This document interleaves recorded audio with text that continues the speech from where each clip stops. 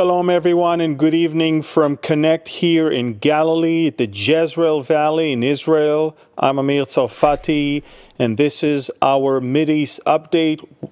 A lot of stuff to talk about today, starting from the situation in Europe all the way through the vision of Netanyahu to Gaza, Lebanon, Syria, and the West Bank. And we're going to talk about much more, but not before we start with a prayer. So, Lord, we thank you so much that we can not just look into things with an earthly perspective, but more so with heavenly perspective, knowing that you control the times and the seasons, and that you want us to understand the times and the seasons. So now we ask that throughout this Mideast update, you will give us ears to hear and hearts to understand that which you have for us to know.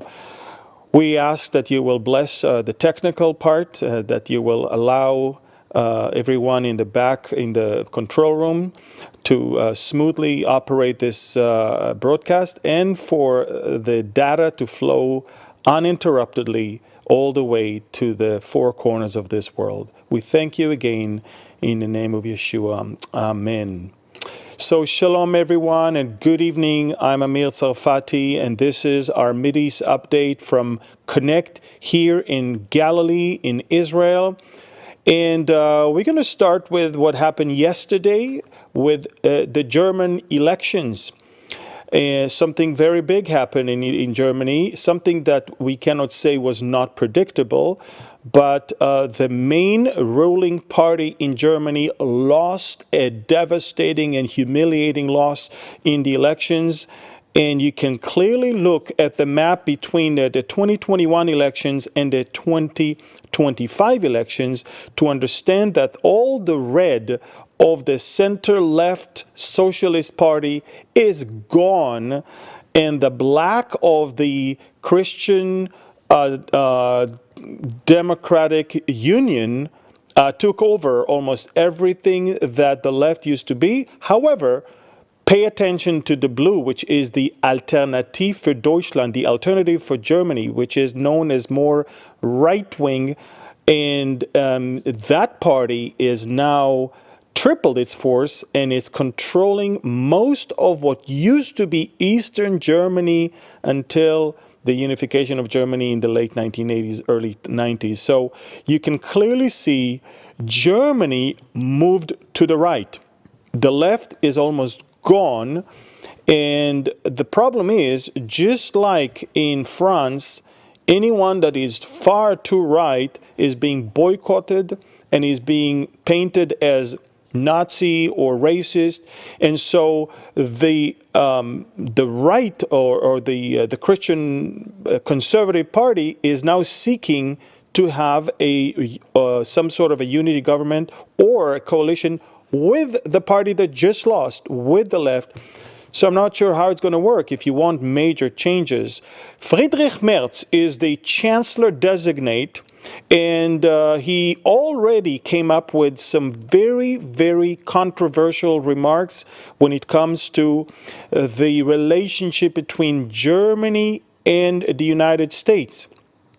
Friedrich Merz just said yesterday, hours after the election results were already declared, that he's seeking more independence from America, and even more so astonished the world, where he said that there might be a great need for an alternative for NATO, some sort of an independent European alliance without America as the main player in it.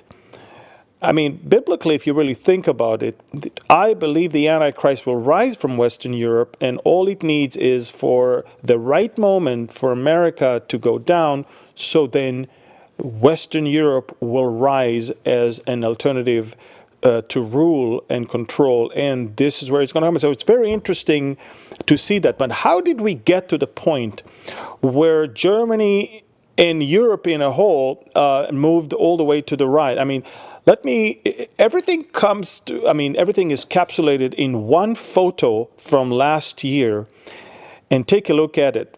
This is from last year in Germany, where basically represents the whole picture of what's going on in that continent. What you're looking at is a policeman, German policeman, subdues a German protester that was attacked by a Muslim militant.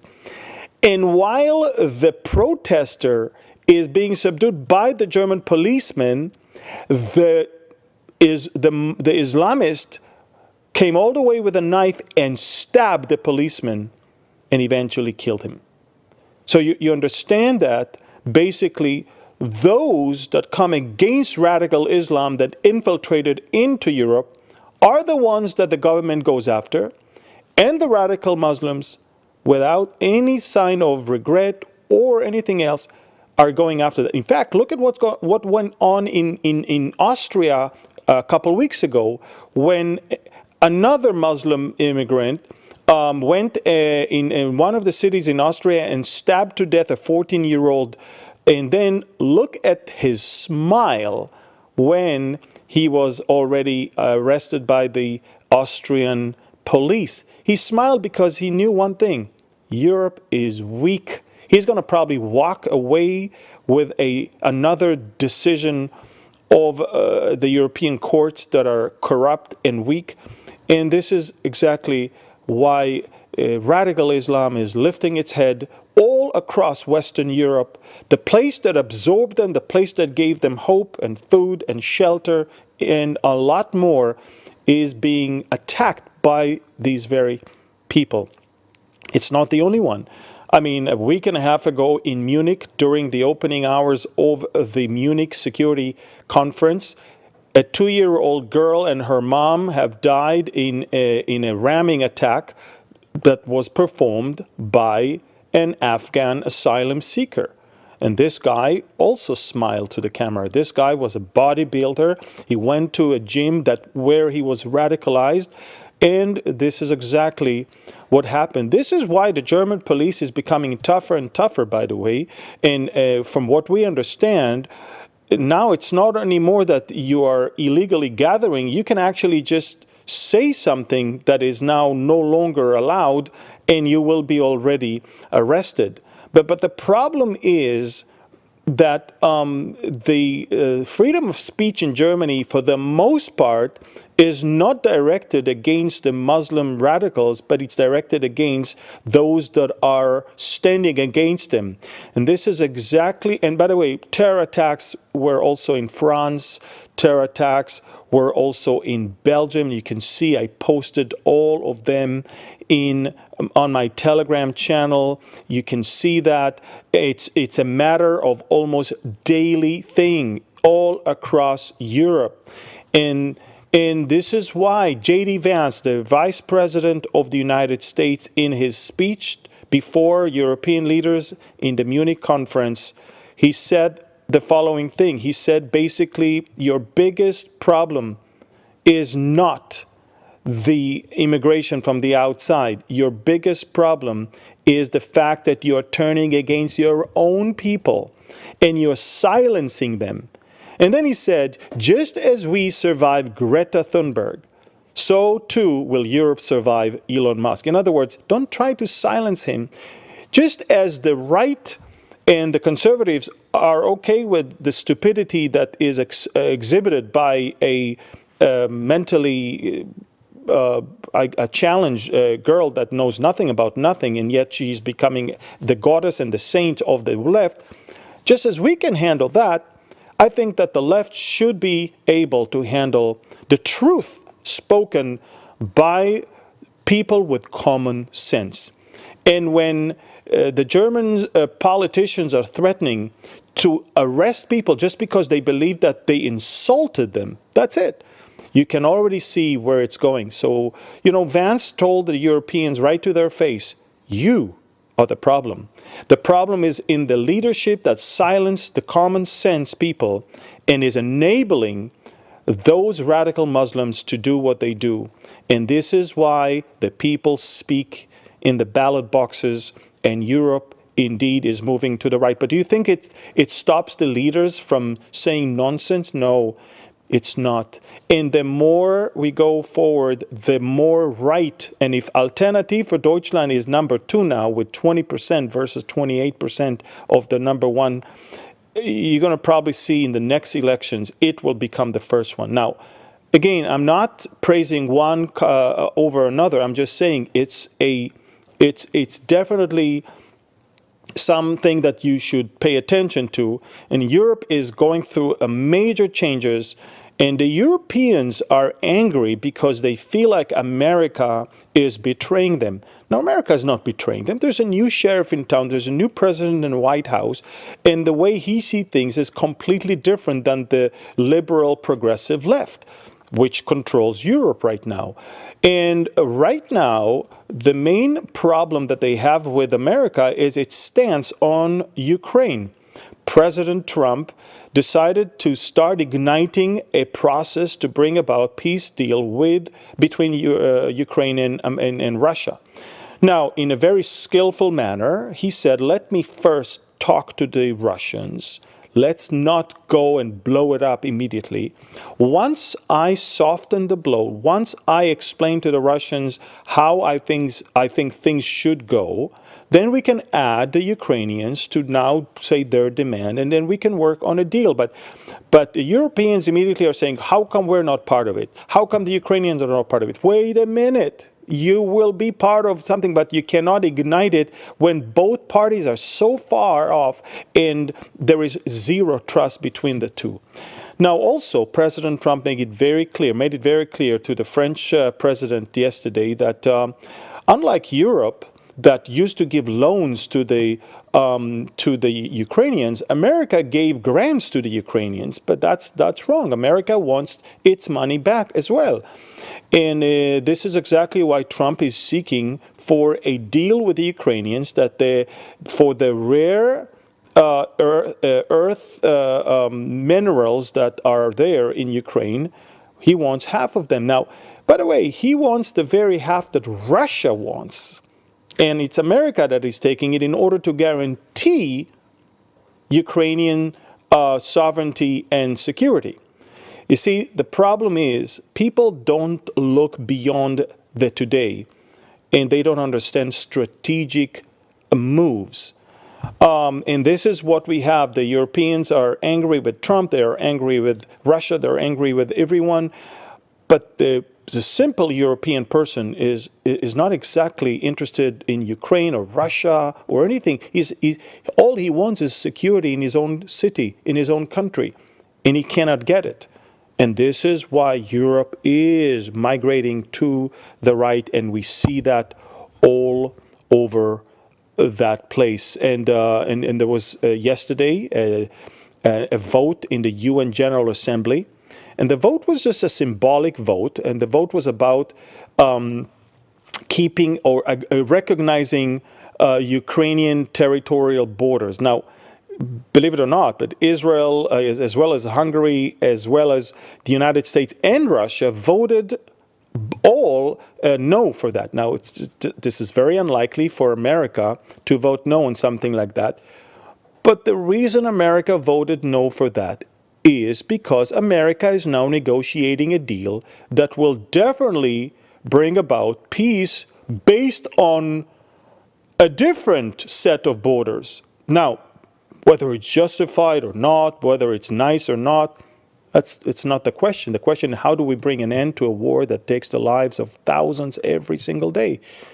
And this is, by the way, the exact reason why Israel had to vote with America. Israel cannot expect American support in the UN and vote against America in the UN. So it's not like we voted against the Ukraine. We voted with the United States, as allies should do, and we do that in order to ignite that process that President Trump is talking about. And you need to understand, folks, the process is much bigger than Ukraine and Russia. The process is much bigger than Israel and Gaza.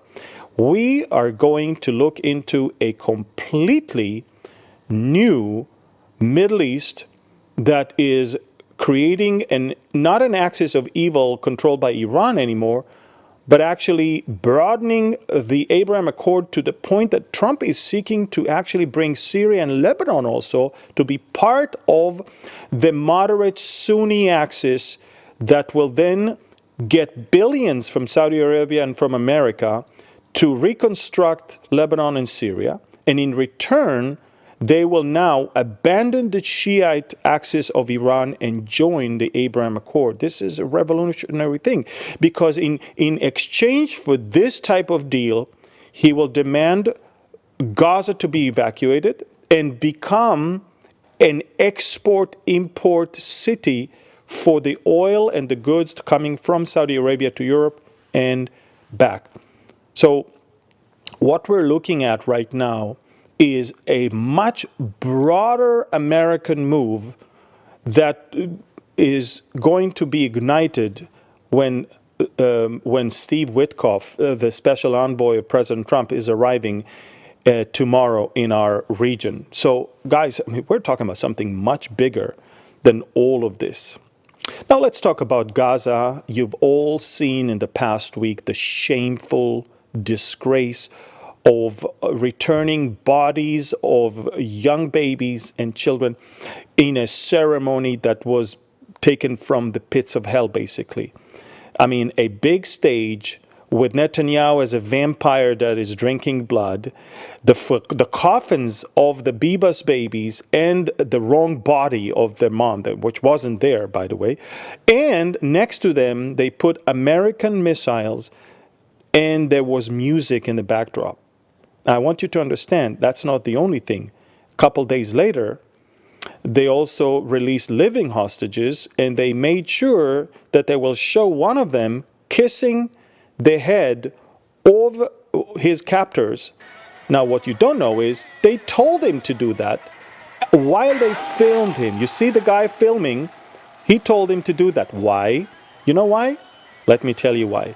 Because later on, immediately, they told everyone, look at how the Israeli hostages felt safe and thankful to those who tortured them, and captured them. Do you understand? They told him, please, not please, I mean, right now, kiss his forehead, and then they turn it into a propaganda machine. Now, how do I know it happened? Because the minute it was handed over to the Israeli side, he said, guys, I was ordered to kiss that guy's forehead for their own propaganda machine. But that was not the cruelest thing they did that day. Apart from the shameful ceremony on stage, they also brought two other Israeli hostages that were not part of the deal.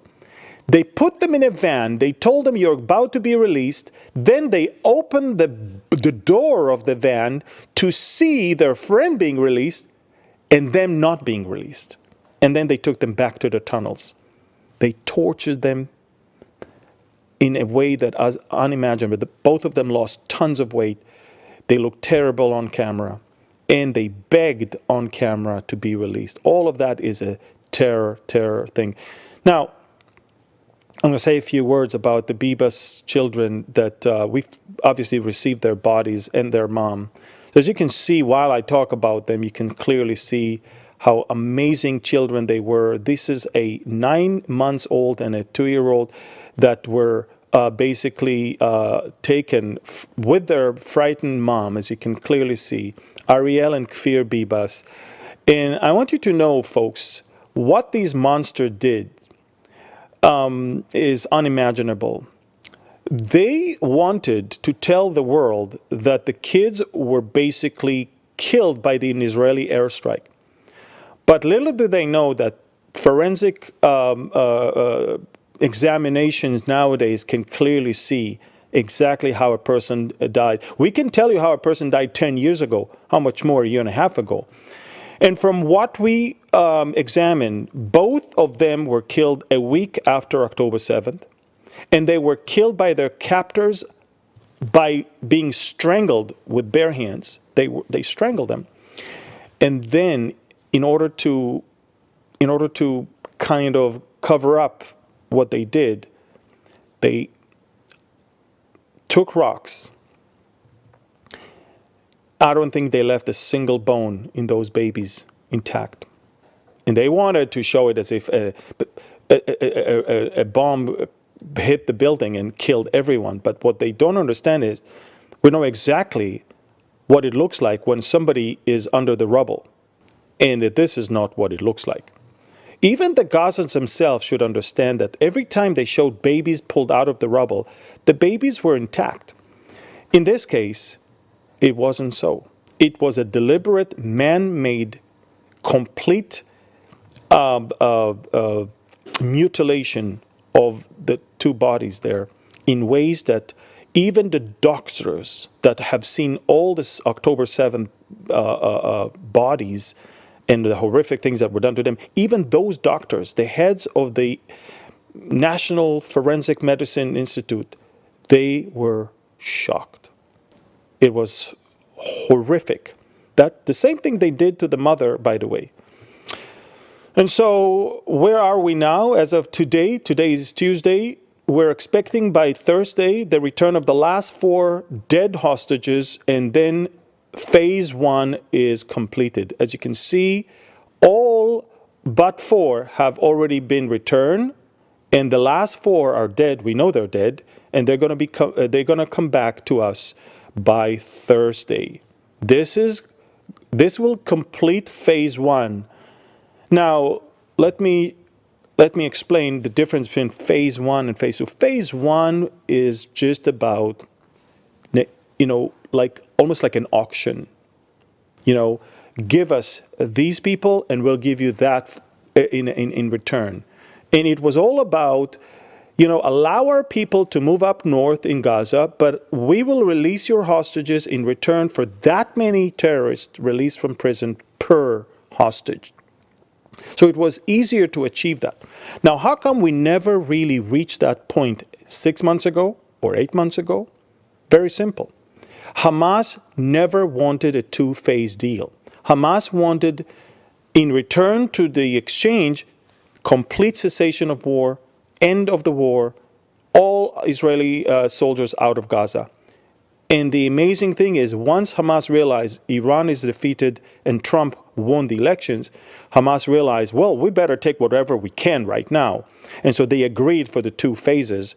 And therefore, phase 1 is now about to be completed. And thankfully, we received as many living hostages as we can back in our hands. And unfortunately, also 8 dead ones. And again, the information about the death of the Bibas family already reached at the end of October of 2023. This is why nobody insisted on their release in November of 23, because November was supposed to be only living hostages, and we already knew then that they were probably dead. And that's why they were also not included in the first release of this round, because we wanted to release first living hostages. That is why. Now, how many hostages are left for phase 2? 59 of them are left, as you can clearly see. And not all of them. 24 of them we know that they're alive. The rest of them are in black and white, as you can see here. We believe, based on information that we received, based on eyewitnesses, and based on forensic information that we have collected from places we've been to in Gaza, we believe that apart from the 24, the rest are all dead. And even the 24, we're no longer sure all 24 are alive. It might be so that a couple of them are already dead as well. So currently in Gaza, anything between 22 to 24 living hostages are still there. Now, why is it so hard to move to phase 2? Because Hamas wants the end of the war, the end of every Israeli presence in the entire Gaza Strip, but Hamas wants to stay in power.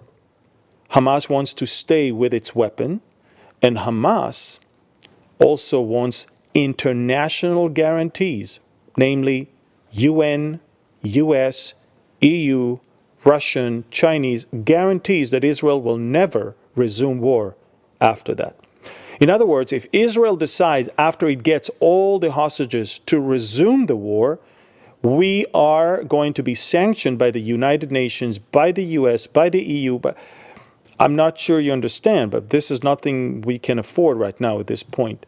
So Israel is basically saying it's never going to happen. All we talk about right now is that Hamas cannot stay in power. In fact, Steve Witkoff himself said on press that Hamas cannot physically stay in Gaza. He stated they physically have to leave.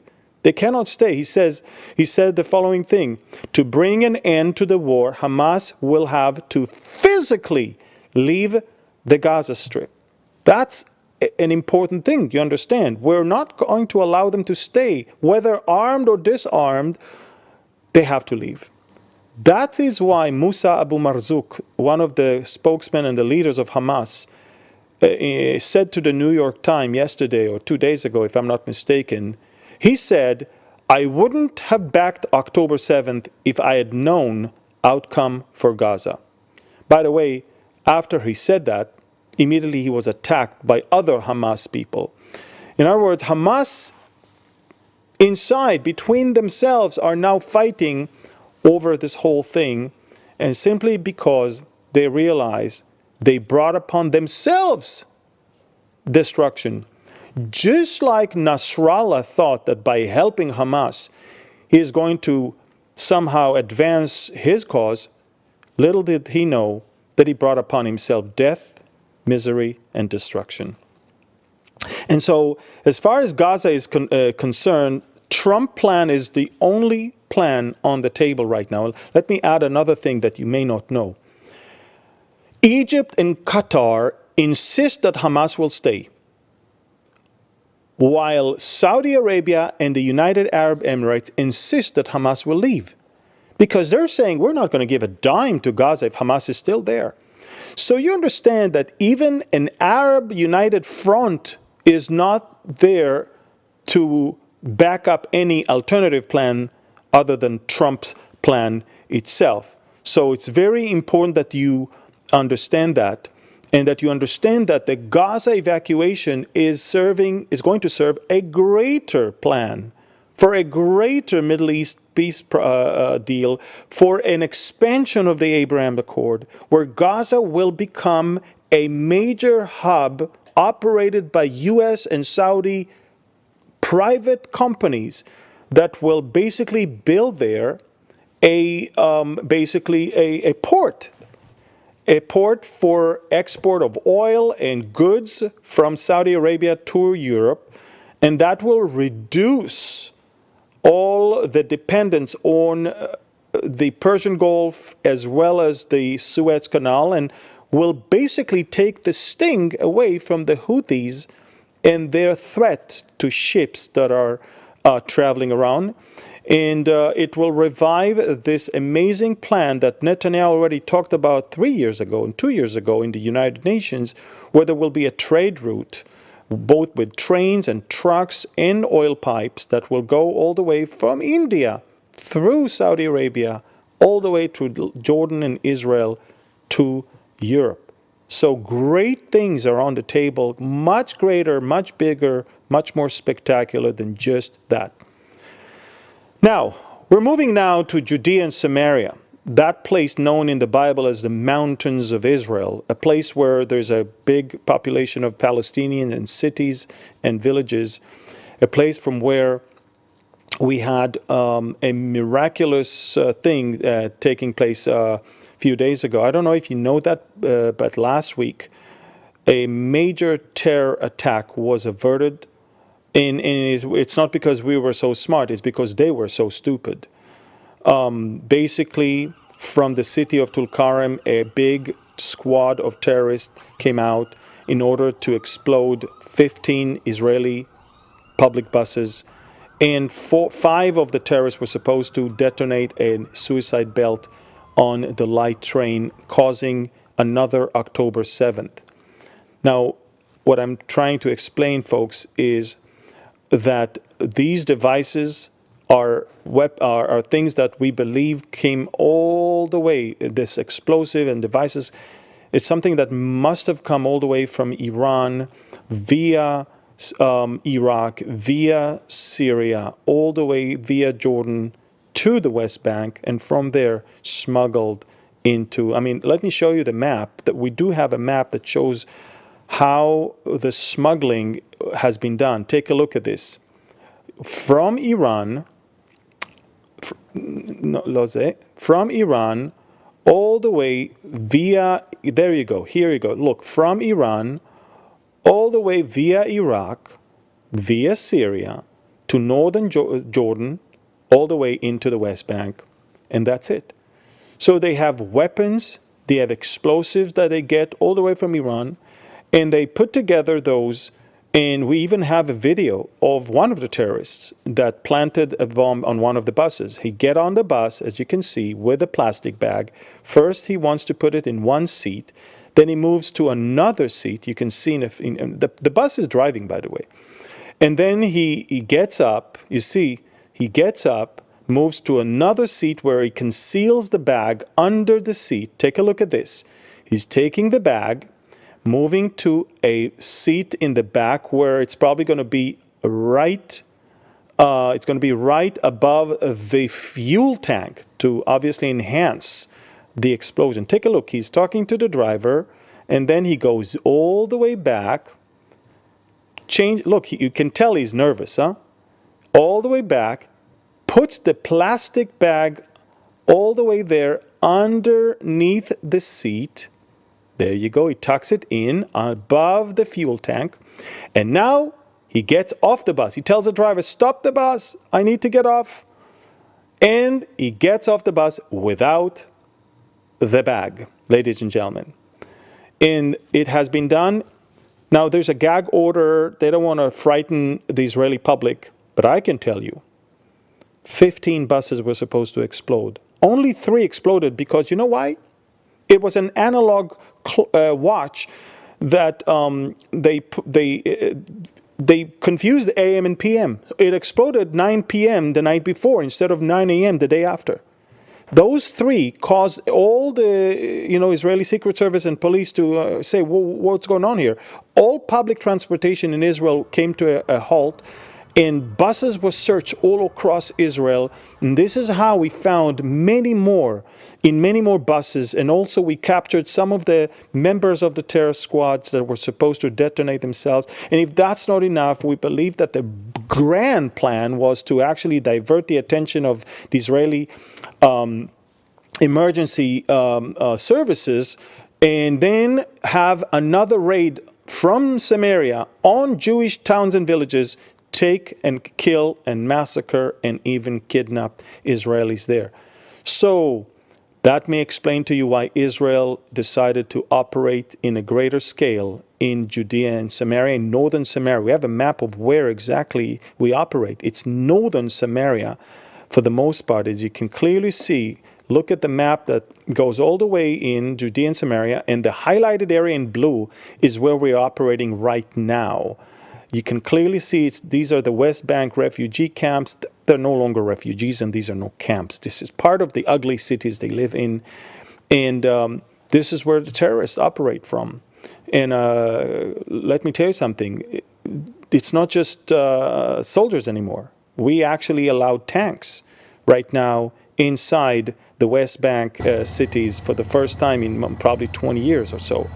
And things will even go worse than that. I mean, we already evacuated 40,000 people from their homes in that area. As you can see, the defense minister said 40,000 Palestinians have so far evacuated from Jenin, Tulkarem, and Nur Shams refugee camps, and they are now empty of residents. UNRWA activities in those camps have also been suspended. Ladies and gentlemen, we are cracking down on terrorism in the West Bank as well. And let me tell you that after we averted the terror attack, one of the cabinet ministers, Eli Cohen, former defense minister, the former foreign minister of Israel, Eli Cohen said that, Tulkarem and Jenin, they are going to look like Gaza and Khan Yunis, basically, after the operation is going to be over, which means most likely evacuation is not only going to be from Gaza, but even from the West Bank itself. So we're looking into major things that are happening over there. And if that's not enough, Netanyahu just declared that Israel, although pulled out of some of the areas in southern Lebanon, but we're still controlling 5 positions within southern Lebanon, and we will not leave those places. This is the map of where we control in southern Lebanon. And not only that we control them, we allow ourselves to continue and attack Lebanese or Hezbollah assets. So apart from those 5 positions, look how many assets, look how many assets we have attacked. And Nasrallah's funeral in the stadium of Kamil Shamoun, we received a visit from these same Israeli jets that killed Nasrallah 6 months ago in Beirut. As you can clearly see, Israeli F-35s and F-15s, the same ones that dropped 80 tons of explosive on Nasrallah's bunker, flew right above Nasrallah's funeral. In a way, they said, we killed you, and now we came to make sure that you're dead and being buried. Great trolling, if you ask me, high-level trolling. Israeli Air Force is literally dominating the skies of Beirut on the day of Nasrallah's funeral. Think about it, folks. If 2 years ago Israel was too afraid to even attack a tent that Hezbollah placed next to our border, if 2 years ago we were afraid of Hezbollah's reaction, now we killed all of Hezbollah's leaders, most of Hezbollah's capabilities, and the day of the funeral of these, we fly right above to tell them, you're defeated. Israeli tanks are even seen in southern Lebanon, and as we had some snow in the last couple of days there, but we're still there. We're still there. And as far as Netanyahu is concerned, the cabinet is concerned, we're there to stay until the Lebanese army and the Lebanese government will implement Resolution 1701, which means no Hezbollah south of the Litani River. And it's not going to happen because Hezbollah lives there. So we're going to stay there for indefinite time. An hour ago, the head of the Israeli Mossad, Dedi Barnea, gave a speech. And in that speech, he said something quite phenomenal. He basically said, Netanyahu was right, and Defense Minister Gallant, the ex-minister Gallant, lied to you.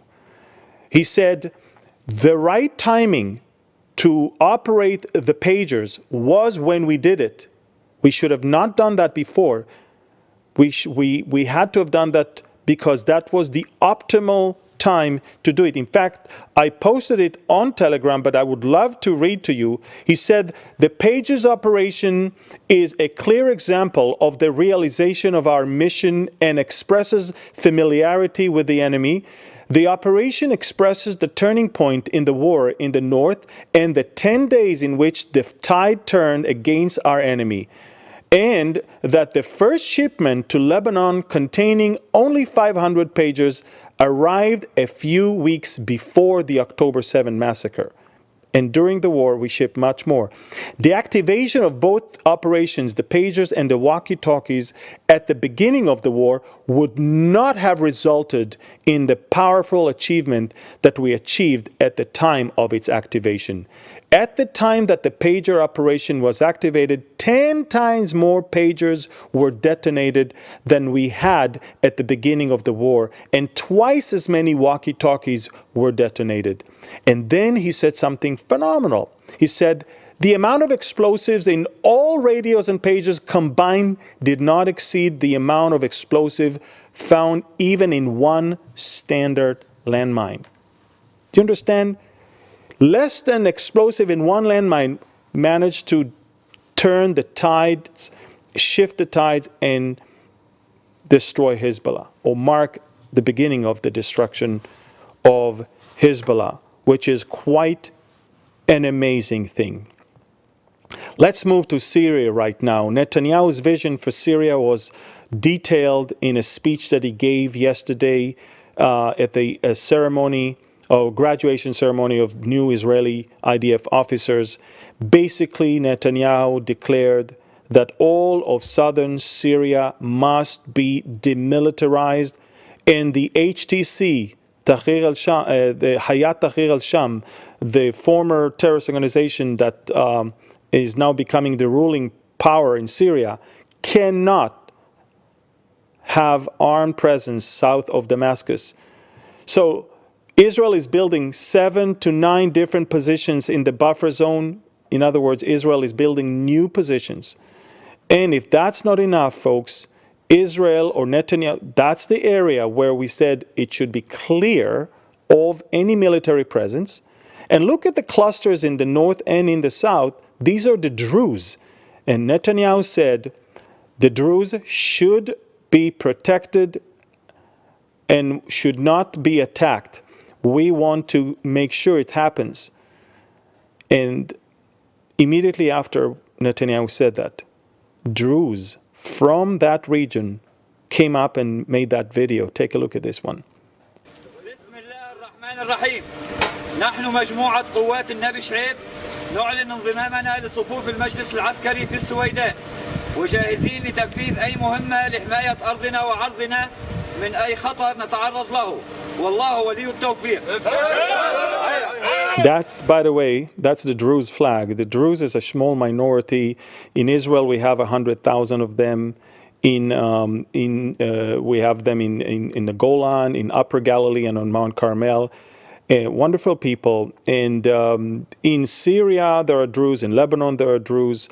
They're very loyal to the governments that they live under. But in this case, the Sunnis that took over from the Shiites, they're not friends of the Druze. And the Druze seek an opportunity right now to have their own security in their own hands and guaranteeing, or at least, relying on Israel to make sure that nobody will attack them.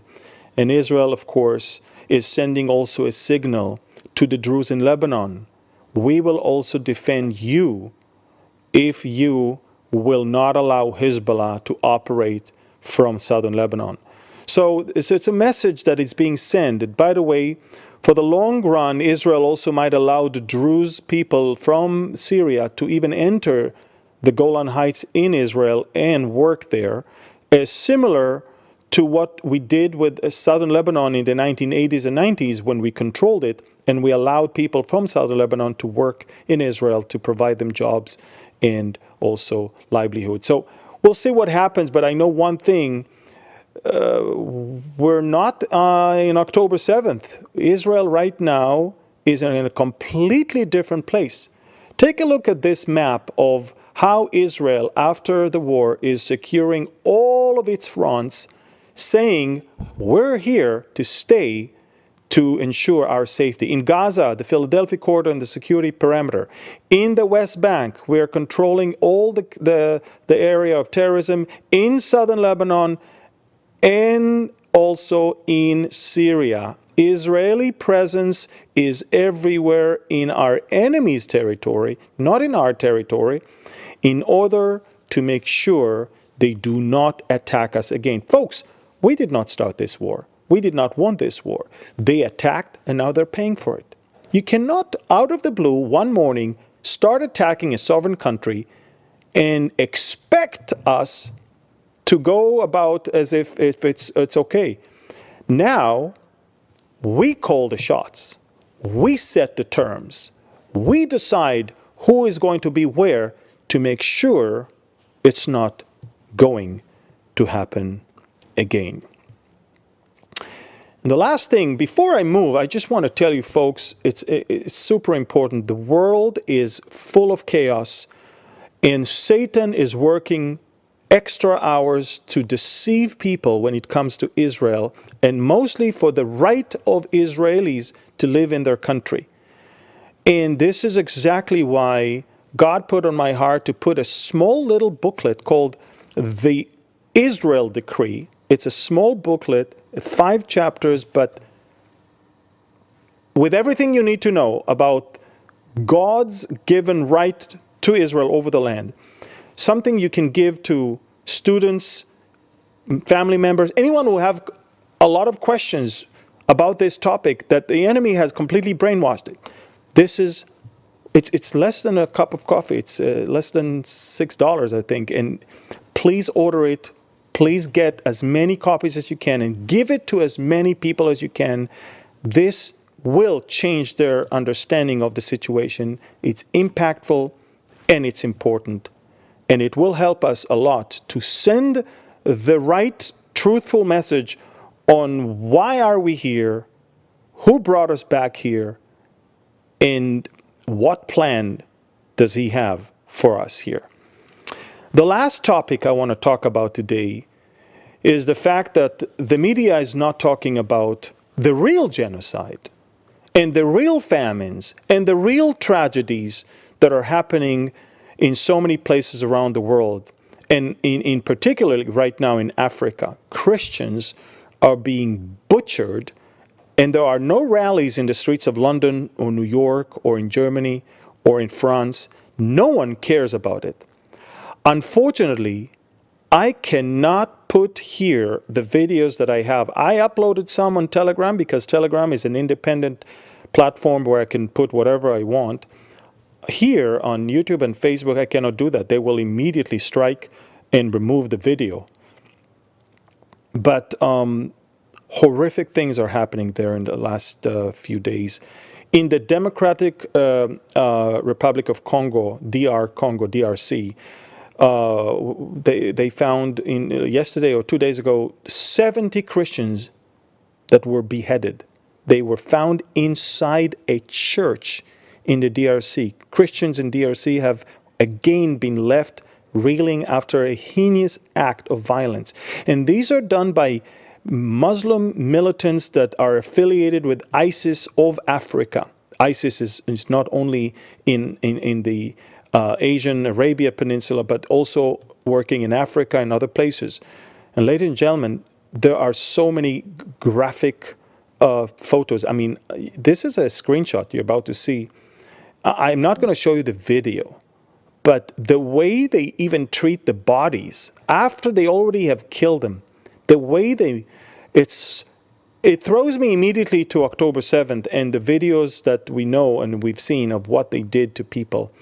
And it's tragic. And this is not the only thing. Look, it's going on. It's been like that for years now, and nobody talks about it. The Vatican News last year said that over 50,000 Christians killed in Nigeria by Islamic extremists. And this is just, we're talking about numbers that are not even updated. This is another one. 62,000 Nigerian Christians murdered since 2000. By the way, there's more that are killed in Malaysia and Indonesia, and there are other places all around the world.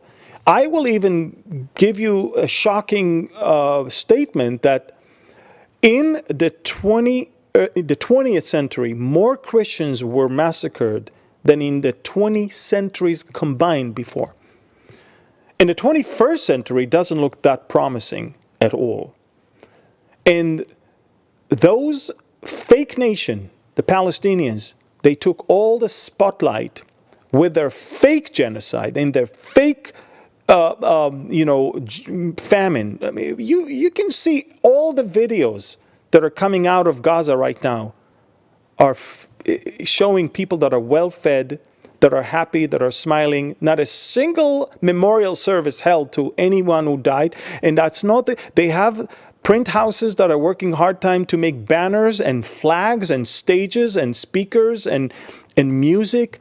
They have food bloggers that are already sending videos out of food bloggers. Schools resume study. Guys, they fooled you. They fooled all of us. I mean, I never bought it, but the world did. And they're still useful idiots marching in the streets of Stockholm, Sweden, in Oslo, Norway, in Amsterdam, as well as in Berlin, in other places, chanting for people that fool the world. And you see, the biggest tragedy is not that they fool the world, but they took the attention from the places where there is a real genocide and there is a real famine. And that's the tragic thing. These Christians in Africa and in Asia, they should be the first ones to come and say to the Palestinians, not only that you faked all of these things, but look what you did. No one is there to help us because you're the darling of the media, the darling of the international community. You get all the money and all the food and all the attention, while where there is a real famine and real genocide, no one even talks about it. And that's the tragic thing. I want also to conclude with giving you an update on the ministry. A lot of people are asking me, where are you going to speak? How do we know where you speak? It's very simple. Beholdisrael.org. This is where you can go on the web. Go to beholdisrael.org and click on Speaking Around the World, and you will find exactly where I teach in places and cities and churches, who is speaking, where. This is also, if God puts on your heart to help the ministry, you can donate through beholdisrael.org. But this is where you can also find out about our tours, about our speaking engagements, about our upcoming programs. Everything is on our website. So this is it, folks, for today. Let me conclude with the Aaronic blessing, and then we'll say goodbye. יברכך אדוני וישמרך, יאר אדוני פניו אליך ויחונך, יישא אדוני פניו אליך, וישם לך שלום. The Lord bless you and keep you. The Lord make his face shine upon you and be gracious to you. The Lord lift up his countenance toward you and give you his shalom, his peace. It's the peace that surpasses all understanding. It can only come from the Prince of Peace. He's also the Lord of Peace, who can give you peace here and everywhere else, now and forever.